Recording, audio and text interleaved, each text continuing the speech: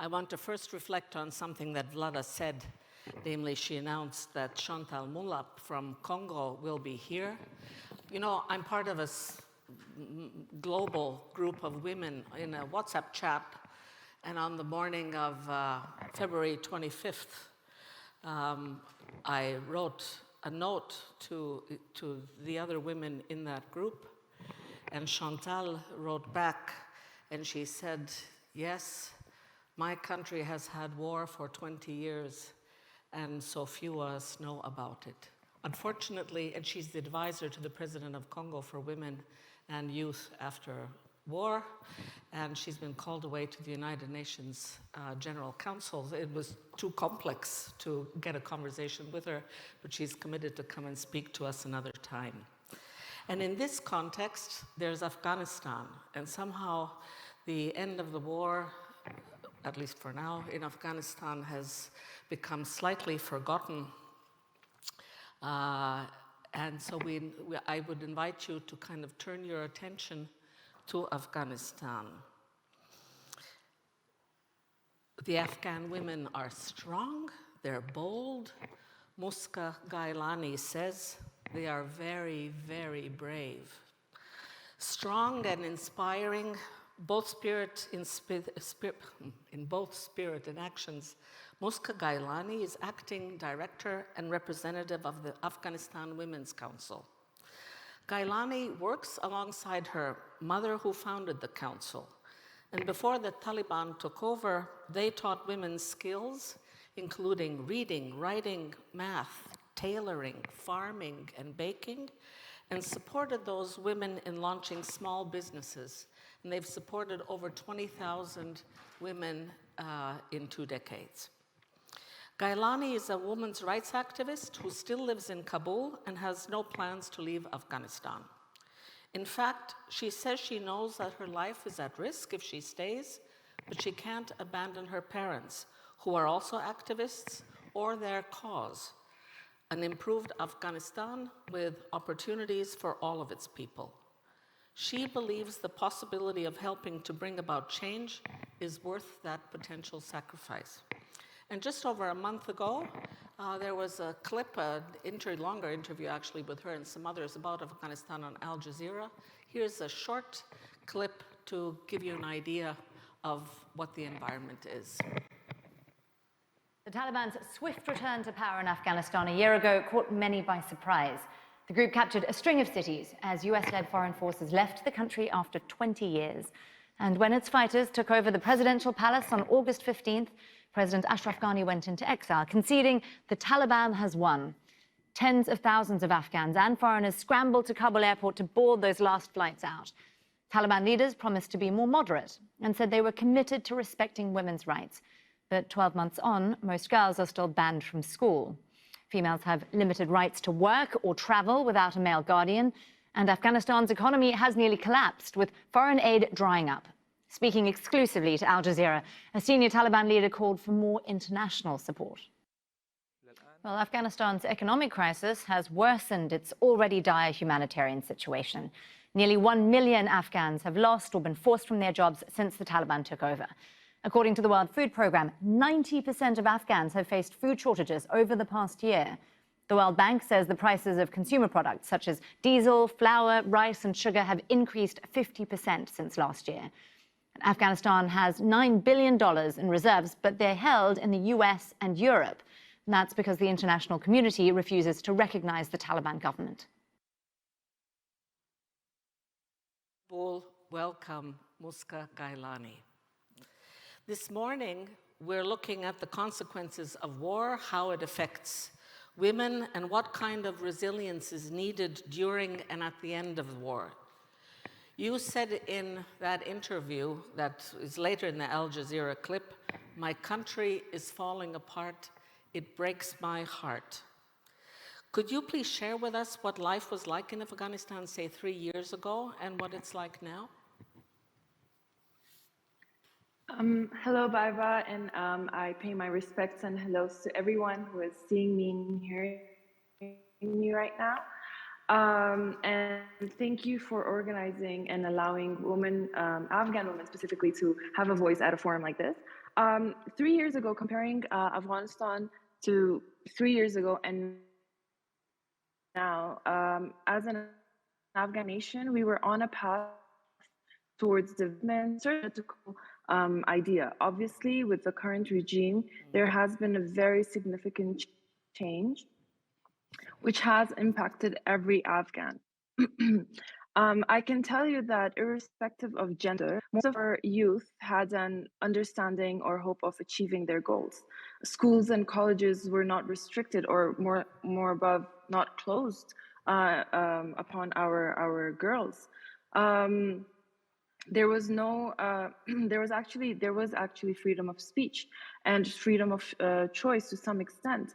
I also believe that there were serious problems back then in the previous government as well, but currently the only thing that I see is that the misery, the hopelessness, and the darkness has grown far more than how it was 3 years ago.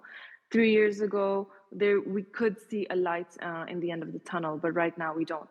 And the only thing we can hope for is for this regime or the next one, hopefully, to open up or successfully enable opportunities for our youth and for all Afghans. Muska, I think it's amazing that modern technology can connect us to you in Kabul from here in downtown Riga. We may have some technical problems. If so, just continue listening. Worst case scenario, we will turn off the picture, but the audio will continue. All right. Yeah. Now, with the war in Ukraine, food security has become a global issue, and we partially talked about it in the previous intervention. Now, I recently heard that 90% of Afghans face acute malnutrition. Is that true? With a slightly different percentage, but yes, it is true. With the war in Ukraine, the whole world has been affected by it, and it is a very grim situation globally, and in fact has had its impact on Afghanistan really harshly as well. Our current government, along with the international community, must consider this growing threat very seriously, and that's what I personally would request from the world. According to UN-backed reports, 41% children under the age of 5 are dealing with it. 90% of Afghans have been suffering from some form of food insecurity over the past 1 year. Save the Children has said that the impact of Ukraine war is one of the reasons why 9.5 million children in Afghanistan have been unable to secure food on daily basis. According to Washington, D.C., estimates place 97% of Afghans below the line of poverty by mid-2022, which we already crossed. And 87% of Afghans find it very difficult to get by on their current household income. So overall, with the fall of our government, with the war in Ukraine, and it all has affected the lives of each and every Afghan living in this country really, really harshly. And we are constantly trying to help and make it better, but right now, currently, it all seems like a really, really dark situation where we are unable to do anything for our people.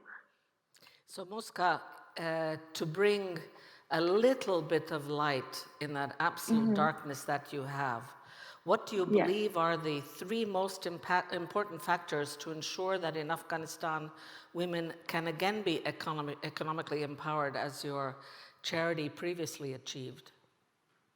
I would just like to put a brief light on what we as AWC did, was that we empowered women through education, which I truly and strongly believe that economic empowerment can only be achieved through education in the long run.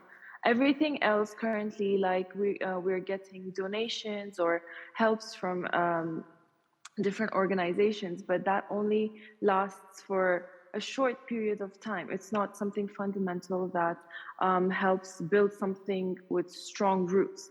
And the only thing that can build strong roots like that is education. Not only just for women, but for all Afghans, but mostly women, because right now our girls are not allowed to go to school. And I believe we're the only country in the world right now that is facing such issues in 2022. And it's a shame, of course. But what we did was that we, as AWC, worked with Afghan women in all its capacity to educate them, both basic and technical education, where we had a course of 1 year with 6 months of basic education of reading, writing, adding, subtracting, multiplying, math, basic math, and of course helping them with psychological issues. So they were getting psychological treatments through these courses, and there was also, of course, then technical side, which was farming, baking, cosmetology, cooking, and tailoring, and all these other skills that we were teaching them. And after a year, these women who were between the ages of 25 to 40, completely uneducated, and women that had never gone to school, and we taught them to have, for going from thumbprints for signature to writing their names and signing for themselves. And by the end of the course, when they had now learned something and a skill as well, we helped them through small micro finances. So we would give them a micro loan and help them start their own business, whatever it may be that they were interested in. And this whole course lasted for 3 years, where we would financially give them loans and help them stand on their own feet. And the only aim was that it was to make women an independent contributor to the Afghan economy, and also stand on their feet and be a contributor in their own household income. And I think you asked for 3, but the only one I can think of is 1, and it is education. And that's what and that's what we,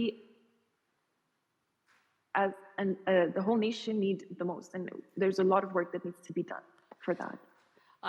This morning I saw a clip on Al Jazeera with a young woman who spoke at the United Nations Assembly in New York, who was, I think, a winner in an Afghan women's robotics team, pleading for education for women in Afghanistan. So I understand that that's probably one of the best ways to help women, to help Afghanistan. Anything else? Any one more thing that you would suggest? One more thing that I would suggest after education is that for them to have their freedoms. Apart from education, we do have educated women currently living here, but I think the freedom for them to be allowed to go work and become something and stand on their feet. So I think freedom and education, but then again, freedom does come with education. So they're all like just connected and subroots of education, which is the main household. Tashakor Muska. Thank you, Paldies. Thank you. And if you want to help her and Afghanistan, their website is www.afghanistanwomenscouncil.org, and we'll later put it on our website with a very special link to an account where you can donate if you wish to support Muska Gailani and her council. Thank you. Thank you so much.